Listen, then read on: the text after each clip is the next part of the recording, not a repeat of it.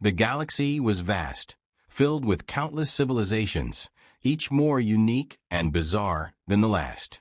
Among them was the Kellner Dominion, a proud empire renowned for its military might and ruthless conquests. But for all their strength, the Kellner were now facing an enemy that defied all expectations, a race of humans, newcomers to the galactic stage. What had started as a simple attempt to annex the human territories had turned into a drawn-out humiliation. The Kellner's fleets were outmaneuvered, their strategies dismantled, and their pride shattered by a species they considered little more than primitive upstarts. Desperate to reclaim their honor, the Kellner High Council devised a new plan. If their conventional forces could not prevail, they would turn to the galaxy's most infamous warriors, the Mercenaries of the Crimson Pact. The Crimson Pact was a collective of the deadliest beings the galaxy had ever known. There was Groshak the Unyielding, a reptilian juggernaut who had never lost a battle. Shyrix, an assassin who moved like a whisper in the void. And even the enigmatic Voral twins, telepathic entities capable of shattering minds with a glance. To hire them was to wield a weapon of unrelenting destruction, but also a gamble, for the Pact's allegiance lasted only as long as the credits flowed. The Kellner spared no expense. They promised the Pact an astronomical sum, enough to buy entire planets, and in return, the mercenaries vowed to crush the humans. Victory seemed inevitable. When the Pact arrived in human space, they expected resistance. What they found instead was confusing. The humans hailed them with open communication channels, their transmissions bursting with laughter, music, and an absurd array of colorful visuals. The mercenaries exchanged wary glances as their flagship was bombarded with greetings, ranging from genuine diplomatic overtures to bizarrely exaggerated memes of them rendered as cartoon characters. Groshak, bristling with indignation, growled, "Are they mocking us?" The human representative on the screen, a man wearing a hat shaped like a pizza slice, replied cheerfully, "Mocking? Never. We're just embracing the moment.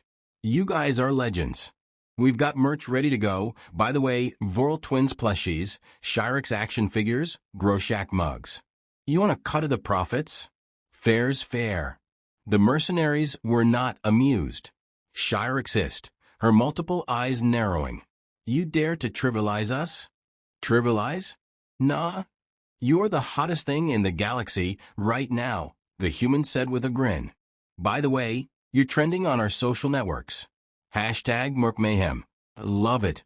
The Pact decided to end the conversation with violence. Their fleet advanced, deploying an array of weapons designed to vaporize entire cities. But the humans had prepared in ways no one anticipated. They didn't rely on superior firepower or advanced technology. Instead, they weaponized absurdity. When Groshak's assault ship launched its first strike, it was met with a hail of countermeasures, balloons filled with glitter and paint that splattered across his view screen, rendering his targeting systems useless. Meanwhile, Shyrix's infiltration pods were intercepted by drones blaring polka music at deafening volumes, disorienting her operatives. The Voral twins attempted to probe the minds of the human commanders, only to be met with an unrelenting mental barrage of inane cat videos and looping jingles about breakfast cereal. "What is this madness?" Groshak roared, his claws digging into the armrests of his command chair. The humans called it psychological warfare. They didn't just fight with conventional weapons.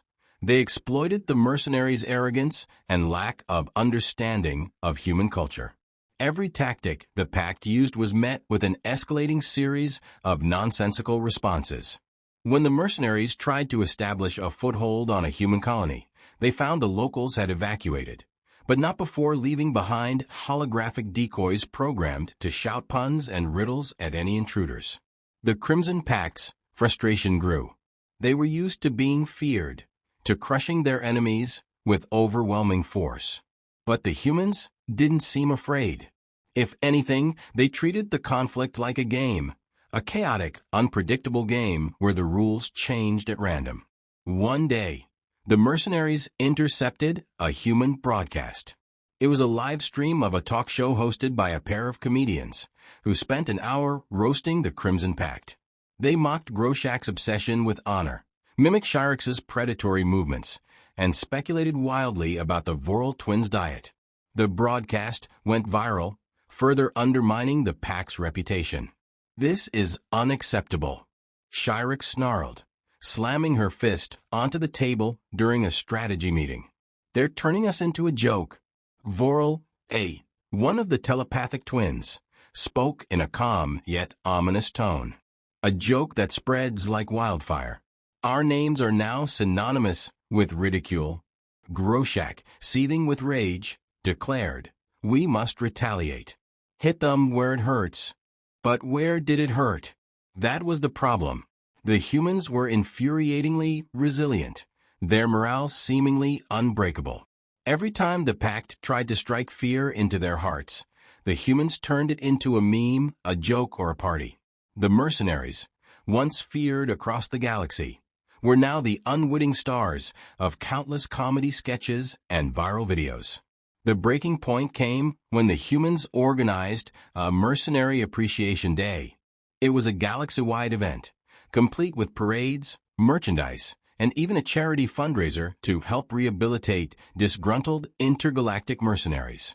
Groshak nearly exploded when he saw footage of a child dressed as him for a costume contest, roaring dramatically while holding a foam axe.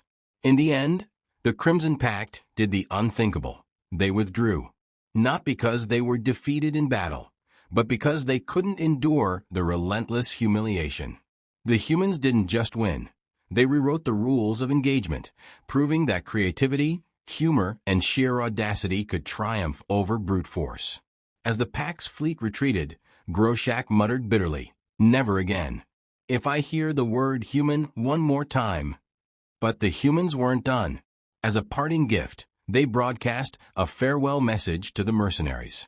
It was a music video, featuring a catchy tune and lyrics that rhymed Groshak with snack, Shyrix with tricks, and Voral twins with grins. The chorus was simple and unforgettable. "Thanks for the laughs. We'll see you next time." The Kellner Dominion, having spent a fortune on the failed campaign, could only watch in dismay as the humans celebrated their bizarre victory. For the Kellner, it was a sobering lesson in the unpredictability of warfare. For the Crimson Pact, it was a humiliation they would never live down. And for the humans, it was Tuesday.